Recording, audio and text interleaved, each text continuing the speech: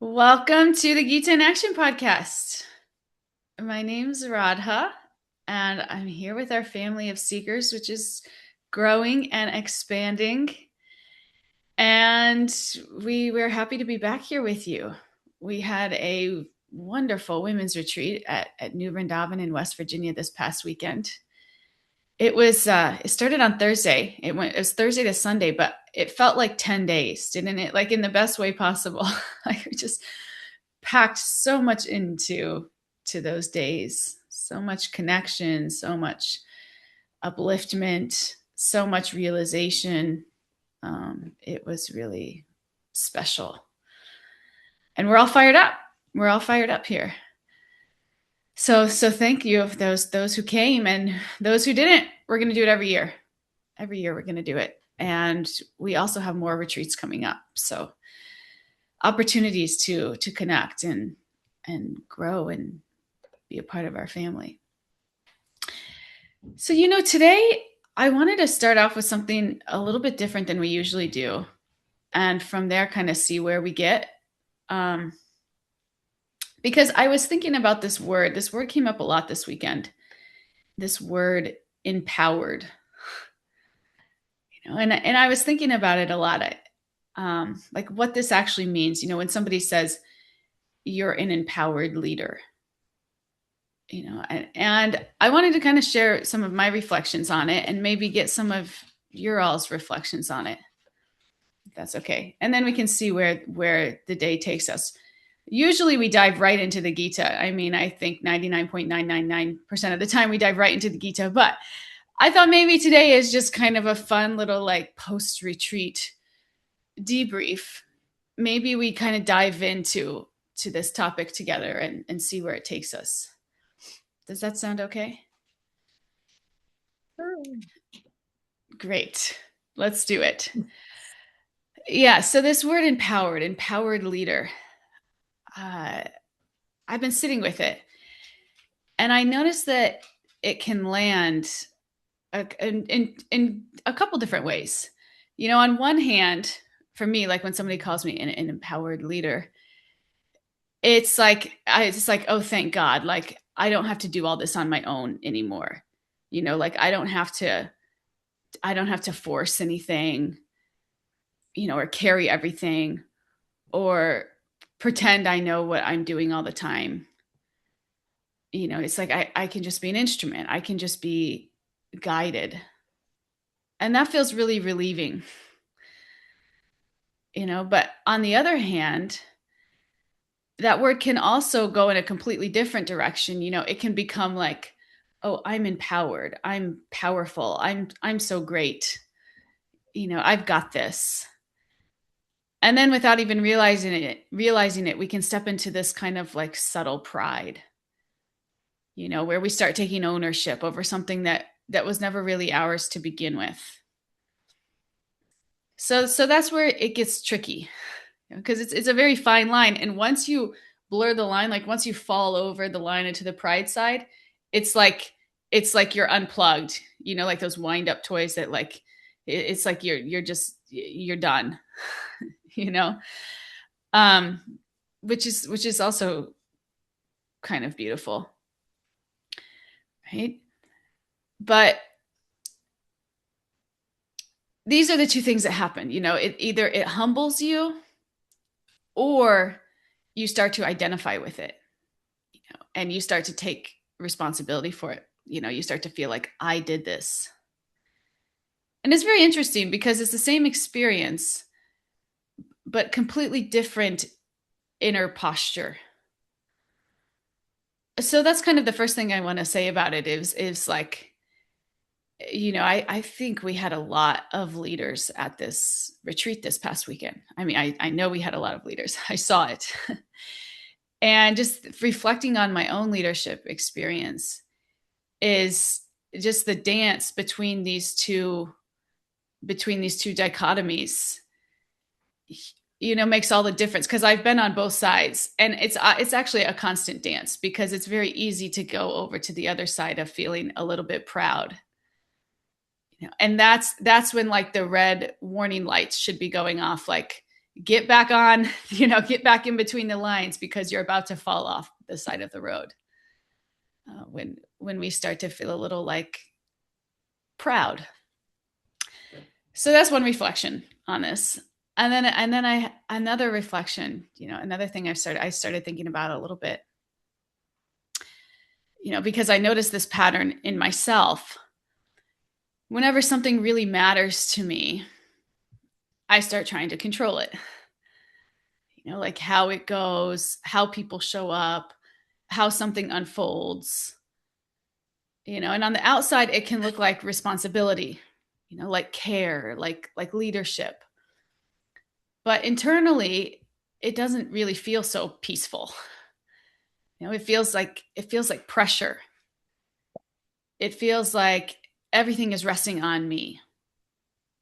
So this weekend, I really set an intention, like at the beginning of the weekend, to try something a little bit different, to like really lean into this spiritual principle of like non-attachment. Like externally, I was still planning, I was still showing up, I still did everything I normally do. But internally, I tried to let go of this idea that I'm the one controlling how it all turns out. And what I noticed was really interesting. It made me realize, this is actually the deeper question. And that is, how do we take responsibility without thinking that we're the controller? Because that's where things get heavy, when we start trying to manage everything.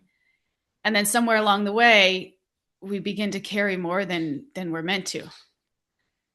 And that's what's exhausting. So what do we do instead? Like, what's the solution? We still show up fully. We still plan, we still care. But internally, there's this shift. I'm responsible, but I'm not in control. And when that clicks, like even just a little bit, it's something just softens. There's less pressure, there's less force, and there's more space to actually witness how things unfold.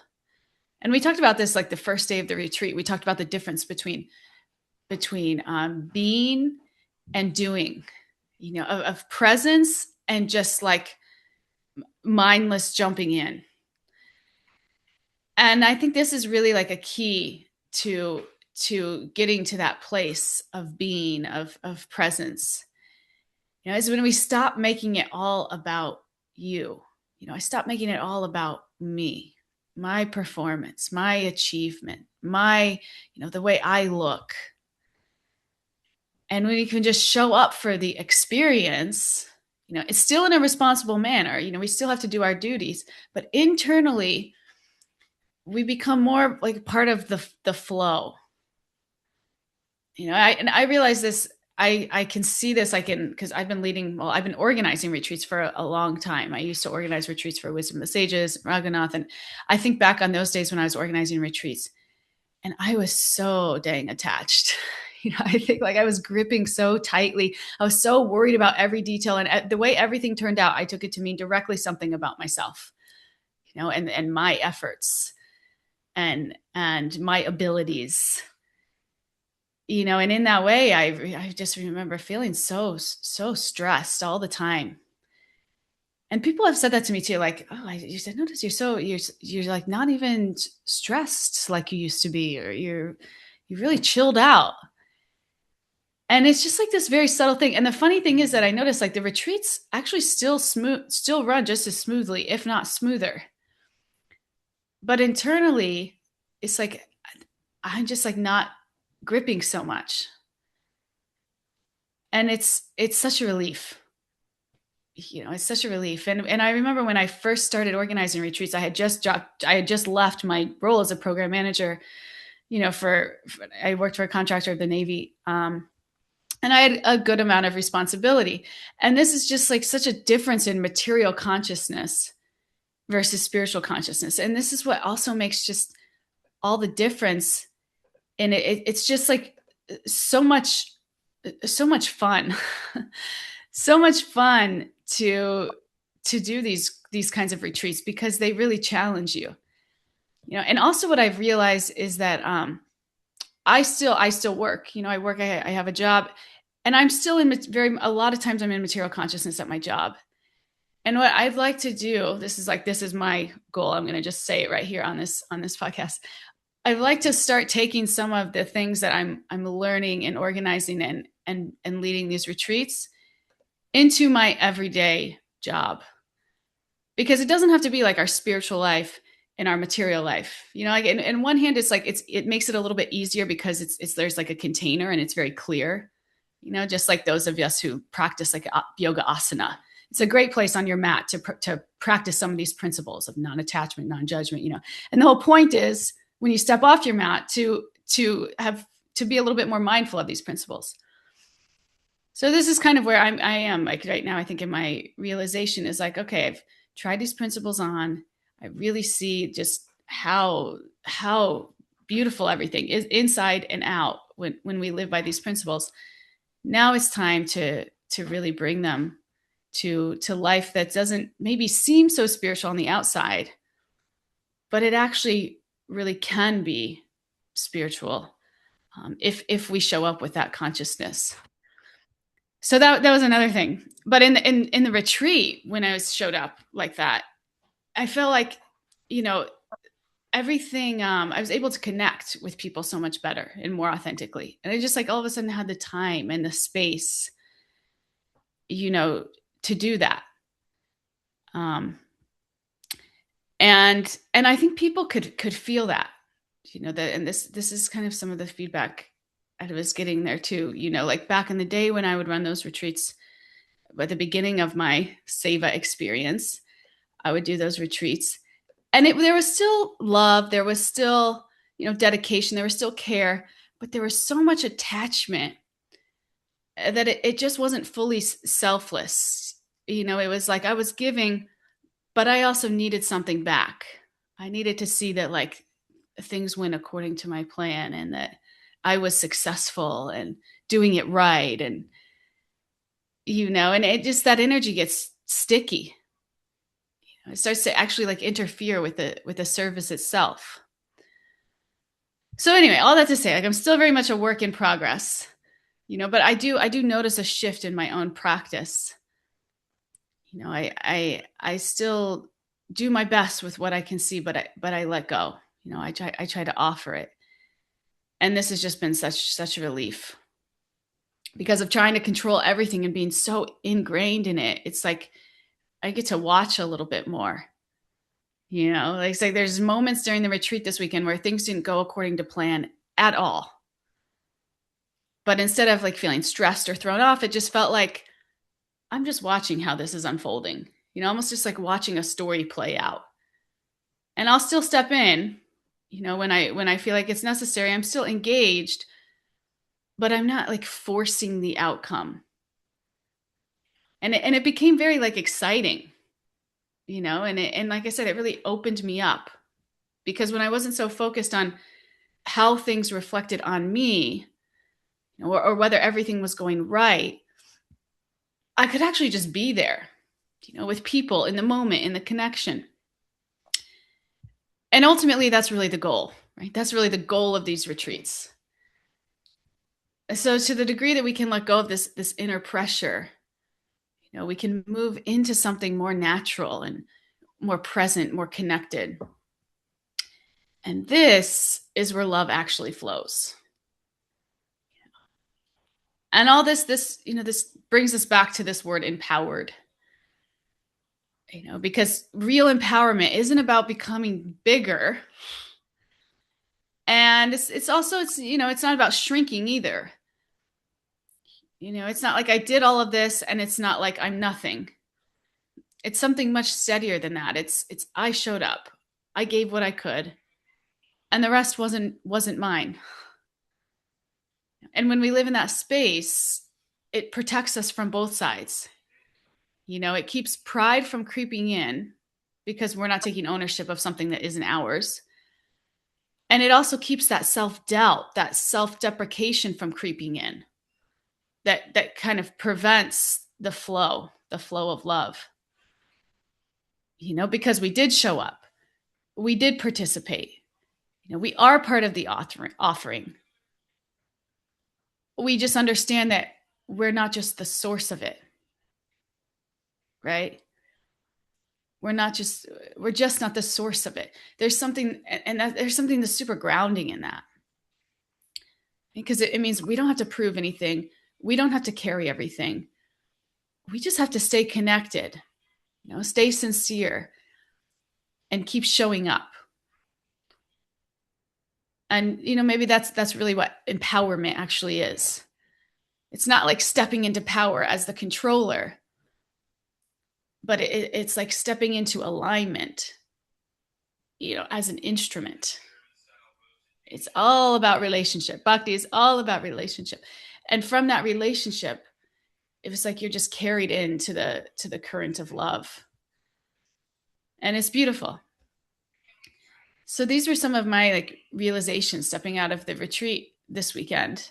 And my goal is to, or, how I want to start living this in my life more, because just last week I made a huge mistake at work, and it was because somebody wanted some invoice, somebody wanted something from me, and I immediately got stressed, like I need to get this to them, I'm responsible. And then I just got so like frazzled that I did something really stupid. And it's like you see this all the time, like our own ego, our own self-doubt, our own, it keeps us, it blocks us. So if we can carry whatever it is that you came out of the retreat with, or whatever experience you had, if we can carry that into our lives, that's what takes these retreats from just a place of like, oh, I had a really uplifting experience, it was great, okay, now I'm back to real world and it sucks. But if that's what makes the difference between something like that and like a real transformation in our lives. And ultimately that's the goal of these retreats. The goal is not just to come and have a super high and then go back down. No, the goal is to carry it through. And this is how we carry it through. We come, we practice, we learn, we reflect, and we say, okay, how can these things be integrated into my lives? So I just wanted to share that with you all. And then I kind of wanted to open it up to hear where you guys are with it. Either what I said, or any of your own realizations, and how you can carry that more into your life, so there's not such a dissonance between spiritual life and material life. Yeah, Tanmai. Beautiful name. Thank you, Hare Krishna. Yeah, one of my favourite things that Raghunath taught me in the training was every single time someone compliments you, like at the end of a yoga class or anything like that, is instead of saying thank you and feeling all yay, my ego's out here, is to reply by saying, by the grace of my teachers gone before me. And every time I say that, I feel so humbled, because you are just like a conduit for all the teachings that have come through you. And when you pass that on, it's not really you. Well, it is, but it's not. But when you acknowledge all the teachers, and so many times I've said that in class, you can see the students really taking that in as well. Gosh, yoga and all its spiritual teachings have been going through all these teachers for so many decades, thousands and thousands of years. So I just always remember that. Yeah, so nice. And it's funny, sometimes you hear that, like people say that, but sometimes it just becomes like something that you say, like it's like almost as autopilot, like, oh, you do so, oh, thank you, it's my teachers, but even like kind of challenging yourself to, when you say it, like really mean it, like really know it. It's not just like something we say, but something we live. Yeah, I really like that though. Thank you. Who else has something to share with us?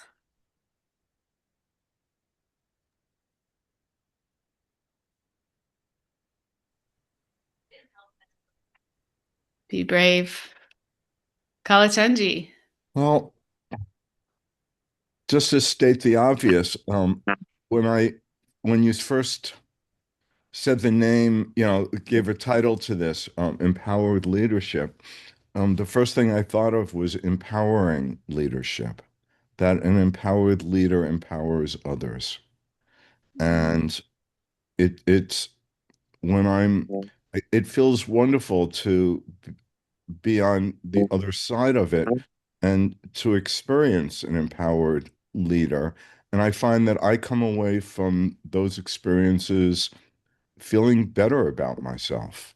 And I mean that not in an ego way, I'm so great, but just feeling more secure, and empowered by that. Um, so that's I'll just that's whenever I come away from this class, I just feel good. Um, and there are others, and this actually came at a perfect time for me. There are other classes, other styles of teaching that I don't feel as good. It doesn't make me feel better about myself. It makes me doubt myself or feel not good enough in some ways. So I just really appreciate that very much. Thank you. Mhm. Yeah, beautiful. Such a nice point. Thank you. Thank you, Kalachanji. An empowered leader lifts other people up. It's not about my journey. It's really about empowering others. Thank you. Yeah, I Radha. Yeah, Sukta, yes. I never know how to put my hands up anywhere, but Yes. it's also realistic what you're saying and what you have been going through. And I find that with the word empower or empowering, like you're saying, like I think all of us go through that at some point in our life, whether we are in leadership or not, whether we are Mm, in, we're just common or communicating somewhere. But it's so real what you're saying. And I am so glad that you've said it. But I think, like for me, since I have been in this class and it's over a year now, it has taught me to do what you're saying you're going to do at work. And I am mm, doing this with other people right now, and it's automatic. The spirituality, the philosophy, the kind of kindness, or the way I react to something that someone say to me that I may not like or I may like is so different from how I would have done it before. And I think it comes with maturity and with intelligence. As you learn more, you get to accept all of this and your confidence within yourself, the confidence within yourself. So, empowerment, yeah. Oh gosh, I could feel like, oh my goodness, my ego, the power. I've done so much, I could do so much. But all of that, it's way behind me now. I don't even think who I used to be. I don't even remember what I used to do. But I'm so grateful to be in this group and this class because it has taught me so much that I am at such a different level at this point of time. But it's really, really a great point that you brought up. And mm. I think, I'm sure everyone has been through or are going through some of this thing at this point. So thank you Yeah. so much, Radha. Beautiful share. Thank you. Thank you. And even if you don't maybe necessarily identify as a leader, everybody here is a leader in some capacity. Maybe you have children, maybe you have friends that look up to you, maybe whatever it is, everybody here is a leader. It doesn't have to True. be yeah. So these are things that can, and once you allow yourself, once you become an instrument to be empowered by God, he'll turn you into, he'll really use you. So Yes. yeah, but it's in True. it's in True. everyone. We just have to get out of our own ways. It's really what it is. Yes. Thank you. Yeah, thank you. Who else? Anuradha. Did everyone see Divya here? I can't even. Divya. Good to see you. I'm having a major issue here with my Oh, there video. you are. Oh, where am I? Oh, no, No, that's that's Jennifer. yeah, I can't see her. Sorry. So, Kalachandji, Hare Krishna, I loved what you said, and I wanted to just acknowledge that this morning, Radha, we text so much. She was so happy when I called her yesterday. She acknowledged that we never speak on the phone, really. We just keep texting each other. So, yeah, this morning she said, I want to speak something about empowered leadership. And I immediately said, of course, you are an empowered leader who empowers others.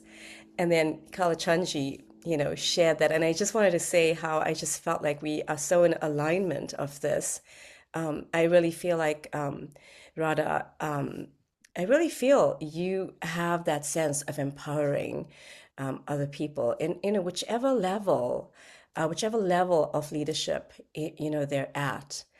And I really appreciated that. I felt that this weekend, no one was overly, tasked with too much oversight. They just took on what they could or wanted to. And I feel this weekend was such a beautiful experience of someone empowered who was empowering. So, yeah. Thank you, Shraddhanjali. There you go. She's giving me a thumbs up there. You want to say anything, Divya? Okay. I love that you just shared the model because the model is so important. We don't have to talk about me. Maybe better that we don't talk about me. But that model, just like Tanmai said about, we are empowered and then we empower others. And this is how parampara works. This is how the knowledge is transferred. This is how we create spiritual communities and everybody is lifted up in the process. So this is the model. Yeah, God is so good. He puts it all together. Yes, he's like the master creator. And it's amazing. And when we get into the flow of that, we just get to like watch. And still we're doing things, but it doesn't feel like we're doing things because really we're just kind of in the flow. And it's really nice. I had an interesting conversation with somebody over lunch who lives at New Vrindavan, and they were telling me why things can get really sticky with leadership in different spiritual communities. And they said, it's hard when people have their own attachments.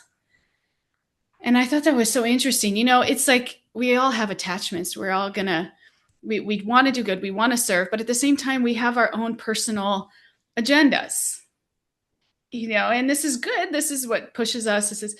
But at the same time, it's just like a constant dance with like pushing your personal agenda and then accepting that, the plan is so much bigger than that you don't even see now.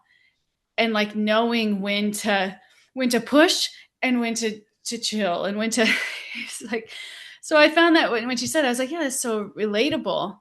And it's something for us all to be aware of and work on. And it's a constant dance. It's a constant dance.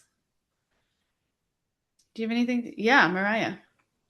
Yeah, I'm just reflecting on my own life and just how this applies in like you said, even though we're not all maybe like leading um retreats, we're leaders in our own home or in our you know, in our own little circle. And I just think it's so beautiful to think about that internal shift of like letting go of it's me or it's mine or I'm the doer and really just recognizing where am I being attached, where am I trying to control this situation, and taking a step back and just being like, how can I be of service in this situation? Like, I mean, it sounds so it sounds so like obvious, but it's so funny how internally we get so, like you said, we just tip to that side of pride, of ownership, and then all of a sudden the whole situation feels tight and like you're gripping, and it's almost becomes painful. And then that's when like stress comes up, and that's when like the relationship or the relationship with your partner or your child or your friend or whoever gets stressed and creates more distance when we're gripping tighter. But when we let go, I'm not the doer, I'm not the enjoyer. My, this isn't mine. Um, we can show up so differently. We're not gripping, we're not forcing. And then love flows, connection flows. Um, just recognizing that in my own patterns in life and how I would grip so tightly to, relationships or whatever it was. And then I would make it all about me. Oh, they're not showing up how I need them to show up. They're not doing what I think they should be doing. It's not going how I think it should be going. It's not at the stage I think it should be at. Instead of just being in the moment, like, this is where it's at. How can I show up now? And how can I connect now? Um, yeah, it's a beautiful thing. So thank you Yeah. for sharing this and um, just always making it practical and relatable, no matter what stage you're at of leadership, as you said. Yeah. Yeah. And the other thing about it too is for me, it's not like you just flip a switch and all of a sudden you just like chill and okay, everything's good. I can let go of my attachment to the way things were supposed to be. I feel like it's like just a constant. Sometimes you're able to let things go, and sometimes in the moment you're like super frustrated and like, hey, this was supposed to be this way. What are you doing? And in those moments, I'm always so grateful for my team where I can like have a moment where I'm like, kind of flipping out a little bit for just like stress, and then and then a second later you're gonna say, hey, I'm so sorry, that was, I don't even know why I freaked out about that, please forgive me. And they could say, no problem at all, like, this is great, it's no, and everything, and then we just flow back together nicely, like. Yeah. And this That's is the beauty of I'm sorry, right? Like, sorry to cut you off, but I do that so yeah. much being a single parent. And like when my daughter's home, like sometimes I'm like, okay, we're going to clean the house today and I need you to do this and this and this. And she's the kid and she's like, what do you mean? Why do I have to do that? Like, I don't want to do that right now. And I'm like, no, I need you to do this. And then I'm like, wait a minute, slow down. And then I'll get angry or like frustrated. And she feels like she's not doing enough, or like, I can see it on her. The connection is, and then I'm just like, okay, pause. And I'm like, this should be fun. How can we make this fun? And I apologize. I say, hey, I'm sorry. I'm a little stressed out. I really want the house to be clean today. You know, how about we do this together and make it fun? And she's like, it's okay, mom. Yeah, let's do that. It's like just saying I'm sorry and just letting it go, or like, can I start over? Like, yeah, thank you. Yeah, we have to give ourselves grace too, Yeah, because we're all works in progress. Yeah, two steps forward, one step back. Two steps. yeah, yeah. Nancy, what do you think? Well, I think I'm sorry that I couldn't join you all. We're But sorry you too. know, maybe at some point I can do that. We'll see. But I kept on thinking too that it's really important to show up at any kind of class, or whether it's Zoom or in person, or um, it come to a retreat with an open mind and really honor the people that are leading, as opposed to having all these expectations of I'm here to be cater to. And that is another form of pride too, of like, well, I paid money for this. I want to be, and instead to really be open and caring for the entire community, to feel like, okay, now how can I be of service in this situation, and how can I be open-minded, because expectations will lead to resentments pretty quickly. Mm. If oh, wait a minute, this is the room that I was expecting, this isn't oh, I asked for a gluten-free um vegan upside down cake or something and it didn't get it, and all of a sudden we can make something that's really beautiful really prickly. And even if we're not in the leadership position, so it's really a great thing to have everyone that's participating in any class or any to just say, let's just take a deep breath and be respectful for it to everyone that's participating, because it really makes a big difference, I think. Because when a leader then sort of hits a stumbling block, they don't get the pressure to, have to Mm. be perfect about things, because everybody's like, oh, we're okay. Whatever happens, we're okay. So I think how you show up for things is very important. Thank you. Mm. Really nice point. This is also why with our team, we started this non-for-profit called Conscious Collective, where we're planning more retreats and events. And one of the principles that I really is important to me in this is that we always give more than we ask. Like even just like what we're charging for retreats, or it's like much below market price, fair market price, quote unquote. Like, but the goal is that people feel like I got so much more than I gave, and then that kind of natural reciprocation is just like built in. It's another like it's just built into the model, and people feel it and see it, and I'm hoping that those of you that came to the retreat this weekend like felt that. When you look at what you got from the retreat versus what the exchange was. Um, yeah, what do you guys think about that? Hi, Krishna.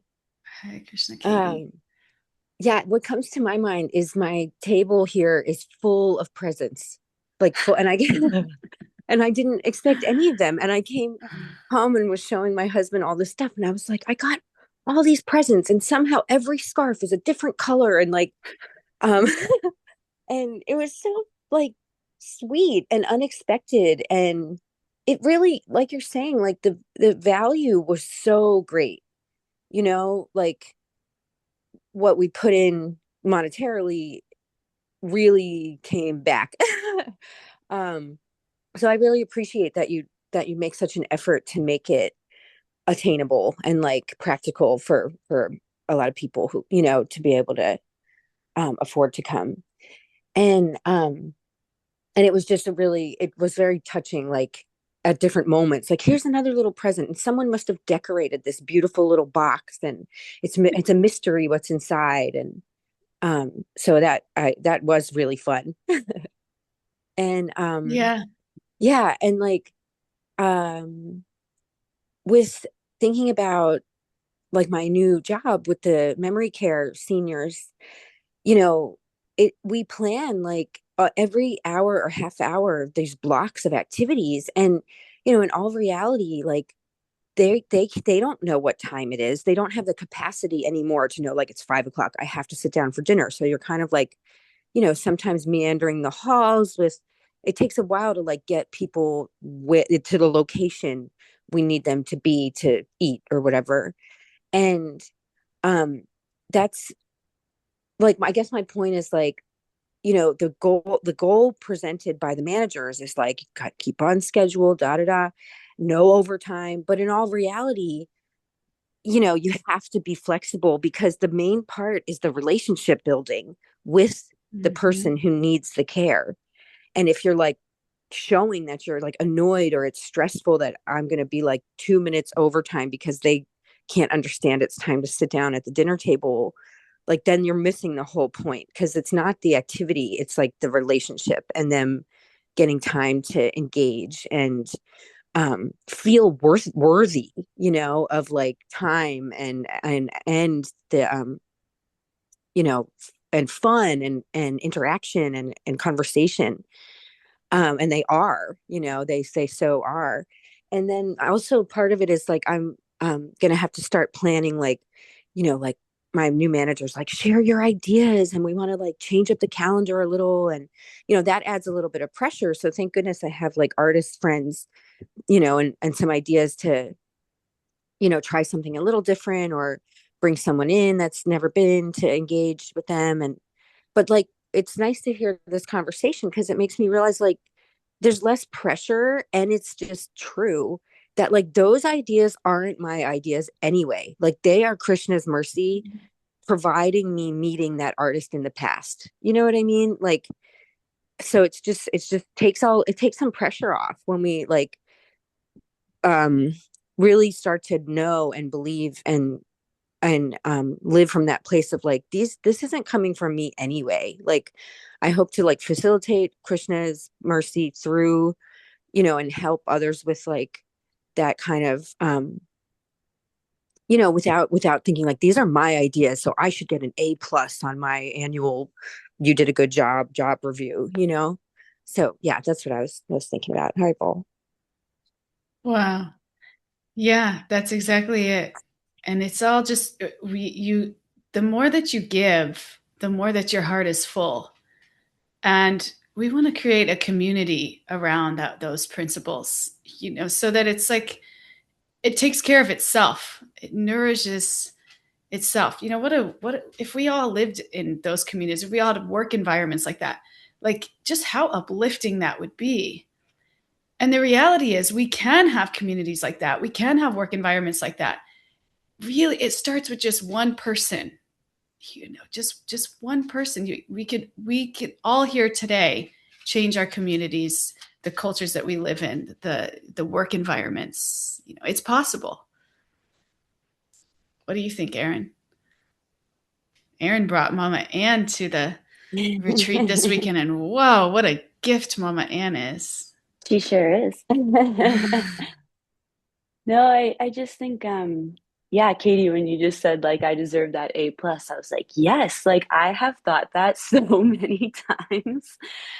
And Radha, when you're just sharing about how you used to take things like really personally, that's definitely something I still struggle with. I think I'm a lot better than where I used to be. But yeah, it's like one-to-one input of like effort to my worth. But I think something that's so hard is, this balancing act that you're talking about basically is like the more effort I put into something, it's like the more you have to release control. And like that's just such a juxtaposition of like, but I've put all of this time and energy and effort. So I find that really particularly difficult. I think it's helpful to practice in like those small and little ways. But when you talk about like the big things in life that you're just like, but I want this so much and I'm going to do everything to align myself towards that goal. And then to ultimately step back and be like, but it's okay, I'm not in control. It's so challenging. But I was also thinking about like, I love what Kalachanji you shared about empowering leadership. Um, and I know you don't want to talk about you, Radha, but Please it's don't. so nice. It's such a helpful example because when you let so many people in to help you coordinate something, it gets so much more complicated. You get so many other people's, expectations and everything that they bring into it. But you're just like, like, come on in, like, join the party, join the fun. Like, how many different facilitators did we have? And it was so beautiful and amazing, whether it was exactly what we had planned or thought it was going to be or not. But I was just thinking, like, that almost has to come with a higher level of non-attachment because it gets so complicated and you get so many more humans and we're all flawed and we all bring all of ourselves to everything that we do. And, it's like, it's not surprising that you don't see more of that you see more powerful and like just that powered side of leadership that's really top down and really unapologetic and really like say as I, do as I say, um, versus like this really organic, empowering leadership because it is messy, like, and things are going to change. And yeah, just being able to like let go of those expectations is definitely a practice. Mm. Yeah, well, thanks for pointing that out, Erin, because there was a time not very long ago that I think you remember probably that I had a really hard time doing that, like of letting people in just because I was afraid of the conflict. I was like I was very careful because I was afraid of the conflict. Do you remember that, Erin? You know, okay, there was yeah. I'm sure Vedasar remembers it because he pushed me pretty hard. He pushed me pretty hard because he's all about empowerment and I saw that in him and I loved that. But a part of me was so scared because you do. Then you're managing all these extras. But the beautiful thing is, just like you said, you're actually not managing anybody's expectations. You're doing your best, and then you're letting Krishna and them figure it out. And it was like magic. Like I really felt I didn't manage anybody's expectations on this retreat, and or facilitators, or and then everybody jumps in, does their part. That really was faith affirming for me because I would have never bought into that leadership model if it wasn't for spiritual life. Yeah. Thank you. Poppy.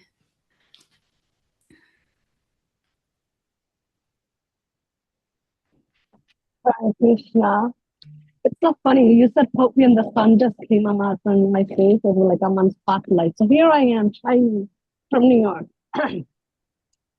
Oh gosh, where do I start? Rather, I'm gonna pick on you again. Sorry about that. But the Grace, come on. whole leadership, like I feel like me being me, I struggle with authority, especially when it's not, what they're preaching and what their mission statement, and they're not walking it and living it and leading by example. And you walk into talk. It's not like you give us you give a talk and it's just it comes from your heart. And us being a participant, well, me, I see that you are walking on your daily, day to day, minute by minute, every life, as a mom, as a wife, as a friend, and that is special, and that's a leadership. Um, I'm trying to quote His Holiness Radhanath Swami. I'm not going to quote it. I'm just going to summarize it.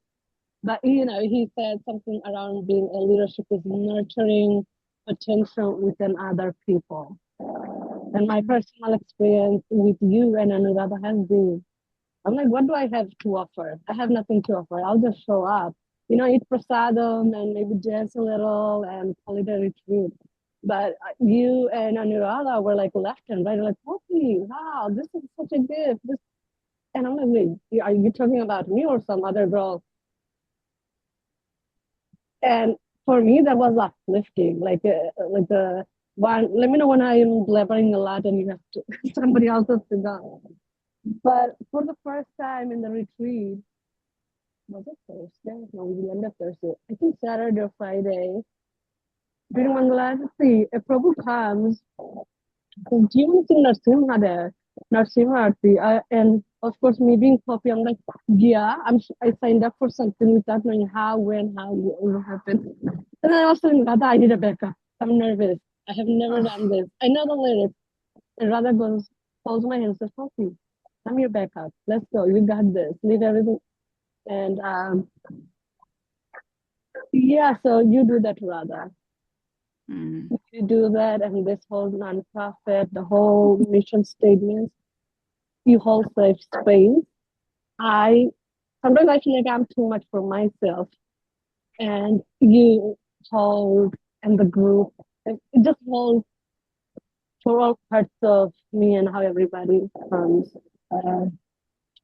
Yeah, and I don't know. I think I see myself in positive light through how you guys see me. And that's such a gift and blessing for me.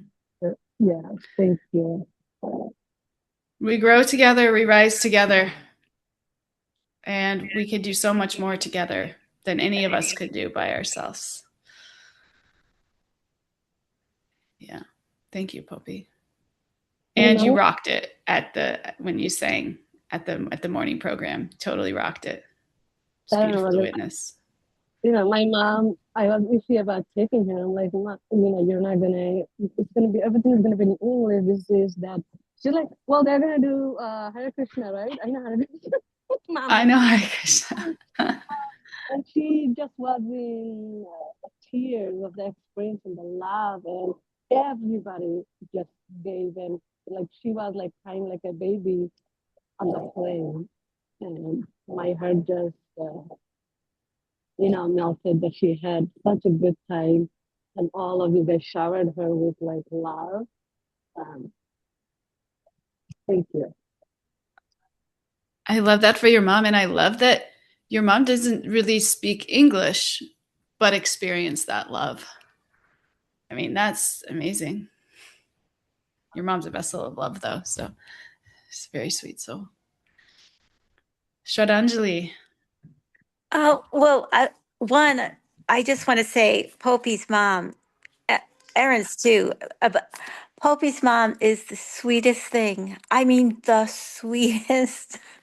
Oh, I loved her. I wanted to take her home with me. Same. But I just wanted to say too, yes, that it's the encouragement, of others, and I've that trying to do that even at work. I used to put a lot of effort in, and I kept thinking of that Gita verse. Don't be worried about the result. Don't even concern yourself with the result. Just do your best and let it unfold. And if you can really try that, just experience that a few times, it'll really grow. I That was the whole retreat, was you were encouraging us, and the result just happened beautifully. And everyone was encouraging each other. I saw it all the time. Someone would speak in the retreat, like, and then we'd move on, but then another woman would go next to that other woman and just hug her. It was like it it was so beautiful. And it was the Gita in action. It was the Gita in action. I was this is the whole podcast is about this, but I really observed that. And then our next verse in the Gita, it's open on my lap, but I keep thinking, this is this is how we should this is how we should behave whenever our ego starts to get crazy. And if you let me, I'll just read the English. I know we can't do it Please. today. We Please. can do it tomorrow, but next time. Then bewildered and astonished, his hair standing on end, Arjuna bowed his head to offer obeisances and with folded hands began to pray to the Supreme Lord. And in the midst of all of this is that, we can get bewildered, we can get astonished, even at good things, but in the end, we bow our head and pray. And that's where all the power comes from. Yes. It's like plugging straight into source. Humility is like what the prongs are made of. Plug right in. Yeah. And then it just flows. Yeah. And that was that verse that was going to be like for today, which totally, for me at least, wrapped up the whole discussion. Like, yeah, absolutely. And so that's where we'll go. That's where we'll go Thursday when we meet together. That's where we're. Sorry, we didn't really get into the Gita. I was just kind of like missing you guys and wanting to do a post retreat sangha. But we'll get into it Thursday, I promise. We've only done this one other time, not done Gitas. So we'll get right back into it. Do we have any final shares before we close for the day? Jennifer, Jewel, we didn't hear from you, or Meg. No, I'm just so happy to see everybody and to close out. And I love everyone. Thank you for this. Yeah, I just love everyone. Hare Krishna. Thank you, Jennifer. Thank you. Thank you all. And I'll see you Thursday.